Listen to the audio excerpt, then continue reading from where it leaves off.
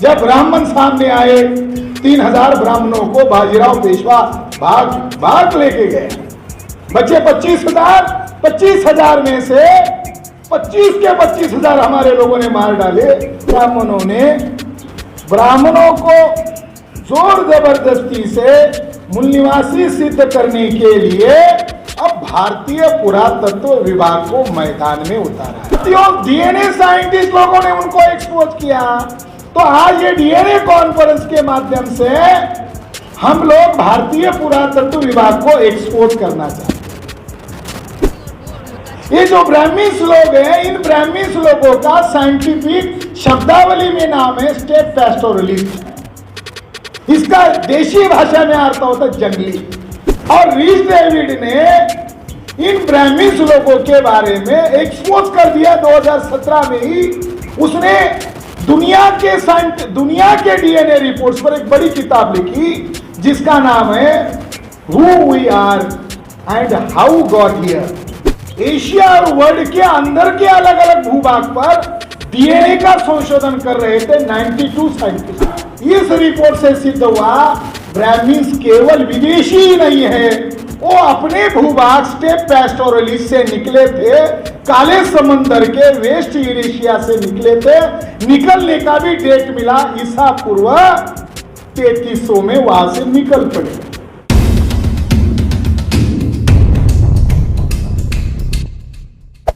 और हमारे लोग भी नहीं भूले। भीमा कोरेगांव ये दूसरा उदाहरण है। जब ब्राह्मण सामने आए 3000 ब्राह्मणों को बाजीराव पेशवा भाग लेके गए। बचे 25,000, 25,000 में से 25 के 25,000 हमारे लोगों ने मार डाले। उसका सेनापति था बापू गोखले, ये भागवत के ही रिश्तेदार होगा। ये जो फडणवीस गडकरी ये पेशवा ब्राह्मणों की औलाद है। और हमारे केवल 500 लोग थे, एक को भी नहीं बख्शा। तो साथियों, बताने का तात्पर्य ये है कि वो आमने सामने नहीं आ रहे। जाट भवन जो हमने बुक किया था, जाट भवन वालों को धमकी दिया, जाट भवन वाले भी नहीं मान रहे। दूसरी दिन ज्ञापन दिया, पहले दिन सोशल मीडिया पर वत्स ने डाला कि हमने कार्यक्रम रद्द करवाए, हॉल रद्द करवाए। अब कल हम ज्ञापन देने जाने वाले हैं। ज्ञापन कितने ब्राह्मण दे रहे? 10 भी ब्राह्मण नहीं है। पूरे हरियाणा में ब्राह्मण बहुत ज्यादा होंगे तो 10 भी नहीं आए। कलेक्टर को और एसपी को जो ज्ञापन दिया 10 भी ब्राह्मण नहीं थे। पहला हॉल रद्द करवाया।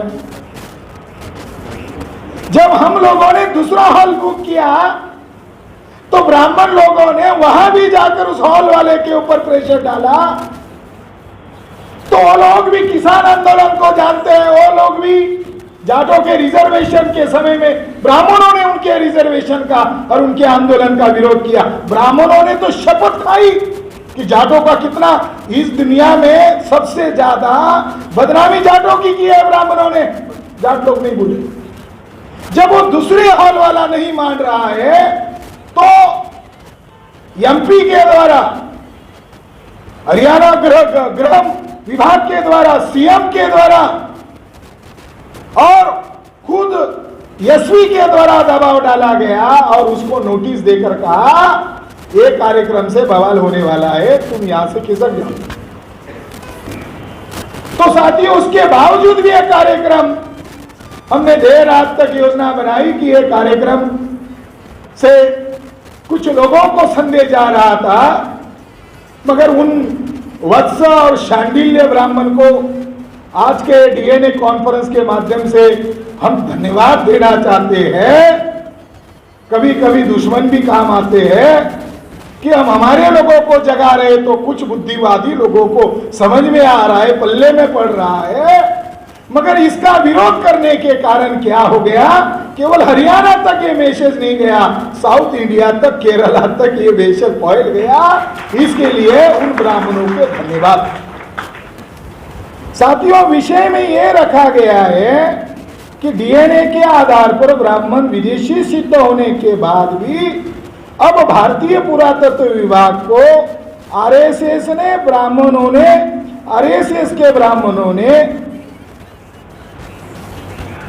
विदेशी है आरएसएस के ब्राह्मणों ने ब्राह्मणों को जोर जबरदस्ती से मूल निवासी सिद्ध करने के लिए अब भारतीय पुरातत्व विभाग को मैदान में उतारा है। सितंबर 2019 को जब ये डीएनए रिपोर्ट आया सेल का, तो हमने उसको वसंत शिंदे को नंगा करने का काम किया। तब भारत के लोगों को दूसरा पक्ष समझ में आने लगा कि वसंत शिंदे एक टूल है, वसंत शिंदे ब्राह्मण नहीं है, मराठा है, ओबीसी है। मगर वो क्या है, वो ब्राह्मणों का पिछलकू है, दलाल है, भड़वा है।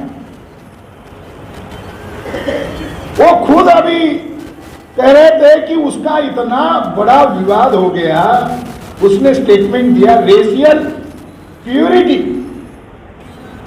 उसमें शिंदे भी थे और ये क्रांति पवार भी थे। गोवा में कॉन्फ्रेंस थी, जब उसने ये स्टेटमेंट दिया तो दुनिया के यूनिवर्सिटी के टॉप मोस्ट साइंटिस्ट लोगों ने भारत सरकार को मेल किया कि शिंदे को यह अथॉरिटी किसने दिया, शिंदे क्या साइंटिस्ट है? तो भारत सरकार के ऊपर दुनिया के साइंटिस्ट लोगों ने कहा हम दुनिया में भारत सरकार को नंगा करेंगे।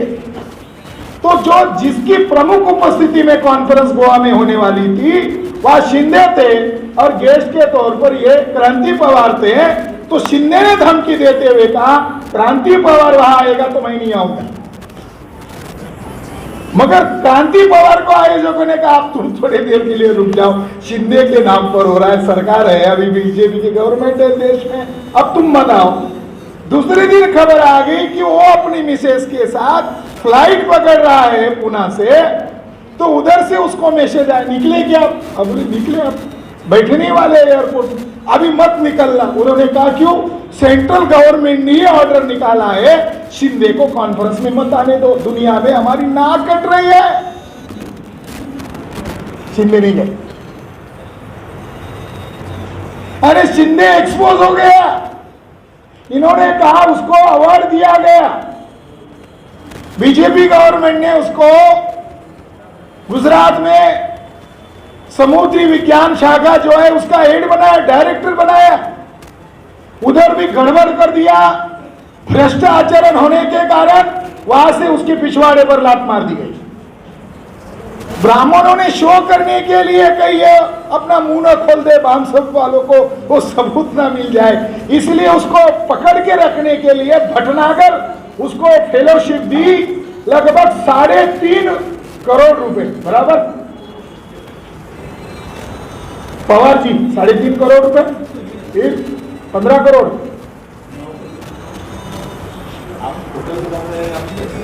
मैं सालाना बोल रहा हूं, सालाना टोटल राउंड अबाउट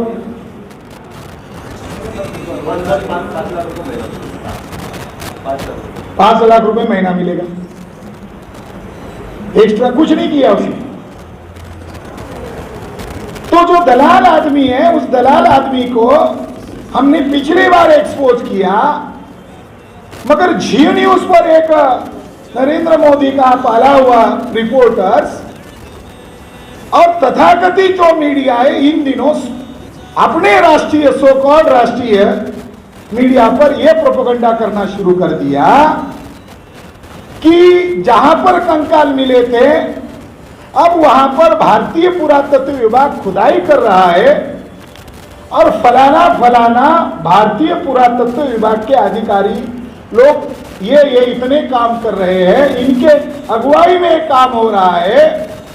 और उसमें एक ब्राह्मण का नाम है मंजुल, महाराष्ट्रियन ब्राह्मण मंजुल, तो उसकी अगुवाई में भी वो उत्खनन कार्य हो रहा है जहां पर कंकाल मिले।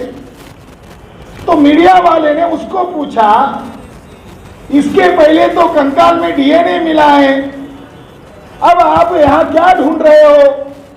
तो मंजुल ने उस राष्ट्रीय चैनल पर जवाब देते हुए कहा कि अब यह निर्विवाद रूप से सिद्ध हो गया है कि ब्राह्मण बाहर से नहीं आए हैं, वो भारतीय है, वो मूल निवासी है। अब हम इस साइट को इसीलिए ओपन कर रहे हैं, यहाँ वैदिक वैदिक जो व्यवस्था थी उसके पुरातात्विक अवशेषों को ढूंढा जा रहा है। यानी डीएनए साइंटिस्ट लोगों ने ब्राह्मणों को विदेशी साबित कर दिया, मगर मोहन भागवत ने मीडिया को मैनेज करके वसंत शिंदे नामक दलाल को वन साइड बोलने के लिए कहा, और उसका अपोज वाला कोई व्यक्ति है उसको बोलने तक नहीं। अब ये एपिसोड हो गया है। अब भारतीय पुरातत्व विभाग क्या सिद्ध करना चाहता है कि ब्राह्मीण्स लोग जो है वो फॉरेनर्स नहीं है, विदेशी नहीं है, आक्रांता नहीं है, वो मूल निवासी है। मैं आपको खास बात बताना चाहता हूं कि यही शिंदे और यही ब्राह्मीण्स लोग टीवी पर जब राखीगढ़ी डीएनए के बारे में चर्चा हो रही थी, ये कितने अनसाइंटिफिकली बातें करते हैं। तो वो चर्चा में पिछली बार उन्होंने ये कहा था, ये जो हरियाणा शब्द जो है बना हुआ है, ये आर्याना शब्द से बना हुआ है। कितने चालाक लोग। अब वो हरियाणा स्टेट को ब्राह्मणों का मदरलैंड, यानी ब्राह्मण लोग उधर रहते थे, उन लोगों ने ही इंडस सिविलाइजेशन का निर्माण किया।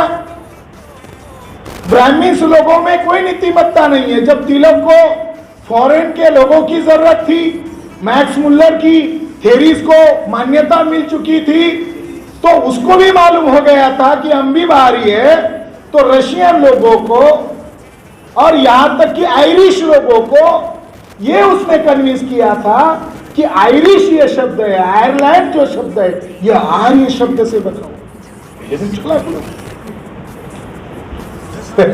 आयरिश यानी आर्य से बना।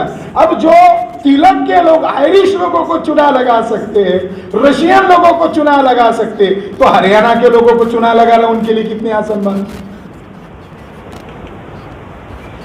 ये तथ्य ही नहीं।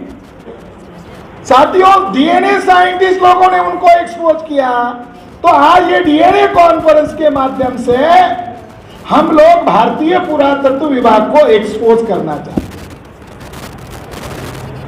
मोहन भागवत लोकतांत्रिक संस्था का, साइंटिफिक संस्था का मिसयूज कर रहा है, और वो संस्था के अंदर जो ब्राह्मीण्स लोग हैं ये मिसयूज होने दे रहे हैं। जब पहला डीएनए रिपोर्ट आया, उस डीएनए रिपोर्ट्स का हेडिंग है and Asian Harappan genome lacks from the steppe pastoralist और इरानियन फार्मर्स। जो सेल का रिपोर्ट आया उसके अंदर ही निचोड़े, वही रिपोर्ट का टाइटल ही सबूत है। उस रीडिंग में कहा गया है, हमें जो राखीगढ़ी में डीएनए मिला, उस महिला के कंकाल में जो डीएनए मिला, ये डीएनए 4700 साल पुराना है, और ये डीएनए कहता है कि इसमें ईरानियन फार्मर्स, एकदम अफगानिस्तान की बाउंड्री, ईरानियन फार्मर्स का डीएनए नहीं मिला है, और स्टेप पैस्टोरलिस्ट लोगों का भी डीएनए नहीं मिला है। तो कौन सा डीएनए मिला है? जो हड़प्पन साइट है राखीगढ़ी, तो हमें द्रविडियन डीएनए मिला है, यानी भारत के मूल निवासियों का डीएनए मिला है। रीडिंग से ही सिद्ध हो गया। ये जो ब्राह्मीण्स लोग हैं, इन ब्राह्मीण्स लोगों का साइंटिफिक शब्दावली में नाम है स्टेप पैस्टोरलिस्ट। भारत के लोगों को ये साइंटिफिक शब्दावली मालूम नहीं है। ब्राह्मीण संपादक को मालूम है, ब्राह्मीण पत्रकार को मालूम है। अरे ये तो बताओ स्टेप पैस्टोरलिस्ट क्या है? इसका देशी भाषा में अर्थ होता है जंगली। स्टेप पैस्टोरलिस्ट मतलब अविकसित लोग, असभ्य लोग, जंगली लोग। ये जंगली है। साइंटिस्ट भी साइंटिफिक भाषा में, जिन्होंने किसी भी कल्चर का निर्माण नहीं किया। तो इस रिपोर्ट में यह सिद्ध हो गया कि यहां ब्राह्मणों का डीएनए नहीं मिला। वो 18 पेज के डीएनए रिपोर्ट में कहीं पर भी वैदिक शब्द नहीं है, कहीं पर भी ब्राह्मण मूल निवासी ऐसा शब्द नहीं है। तो तो ब्राह्मण लोगों ने सोचा इनमें से कुछ चालाक लोग इसकी व्याख्या करेंगे, अपने समाज को बताएंगे। तो ब्राह्मण लोगों ने उस समय एक किंवदंती वाली नई कथा प्रचारित की थी कि भाई आपको तो मालूम है, आर्य आए मालूम है, मगर गए आपको मालूम नहीं है। हमको इस रिपोर्ट से पता चला कि ये ब्राह्मण लोग यहाँ से भटक गए थे, बाहर गए थे, आए जरूर है, वो ईसा पूर्व 2000 में आए, मगर यहां से गए थे आपको मालूम नहीं। ऐसा इस रिपोर्ट में कहीं पर भी नहीं लिखा है। साथियों, 2019 में जो रिपोर्ट आया, उस रिपोर्ट को एक तरफा छापा गया, मगर 2019 में जो रिपोर्ट आया 16-17 एक्सपर्ट्स लोग और डीएनए साइंटिस्ट में नंबर 1 का, जो अभी डीएनए साइंटिस्ट का नंबर 1 का आदमी है वर्ल्ड में, उस आदमी का नाम है रिच डेविड। और रिच डेविड ने इन ब्राह्मण लोगों के बारे में एक्सपोज कर दिया 2017 में ही। उसने दुनिया के डीएनए रिपोर्ट्स पर एक बड़ी किताब लिखी जिसका नाम है who we are and how got here. उसने किताब लिखी who we are and how got here. तो उसमें उन्होंने इनको एक्सपोज किया है, मैं इसका संदर्भ दूंगा। मगर दूसरा एक रिपोर्ट आया, इसमें डेक्कन कॉलेज कोई साइंस की यूनिवर्सिटी नहीं है। डेक्कन कॉलेज ये ब्रिटिश काल से उत्खनन करने वाला पुरातत्व विभाग का एक डीम्ड यूनिवर्सिटी है। अब वो लोग वहां पर उत्खनन कर रहे थे और बीजेपी की गवर्नमेंट थी, और बीजेपी की गवर्नमेंट लोग उत्खनन करने के लिए सरकार पैसा प्रोवाइड कर रही है।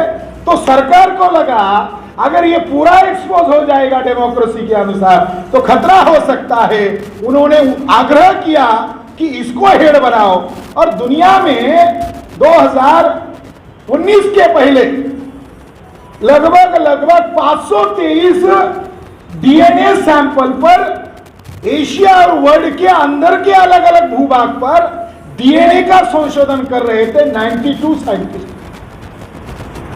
और उस दरमियान राखीगढ़ी का भी उत्खनन हुआ था, मगर राखीगढ़ी का डीएनए सबसे प्राचीन मिला, और जो दुनिया में हो रहे थे वो थोड़े एडवांस में मिले थे, लेटेस्ट पीरियड में मिले थे।